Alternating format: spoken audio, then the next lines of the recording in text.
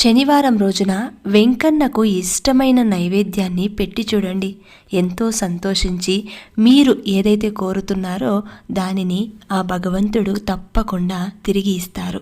మరి వెంకన్నకు ఇష్టమైన నైవేద్యం ఏంటంటే, ఆయనకు చాలా రకాల నైవేద్యాలు పెడుతూ ఉంటారు భక్తులు. కానీ ఆయనకు ఎక్కువగా చక్కెర పొంగలి, పులిహోర, దద్దోజనం, మిరియాల పొంగలి, చిన్న లడ్డూలు భక్తులు ఎక్కువగా సమర్పిస్తూ ఉంటారు.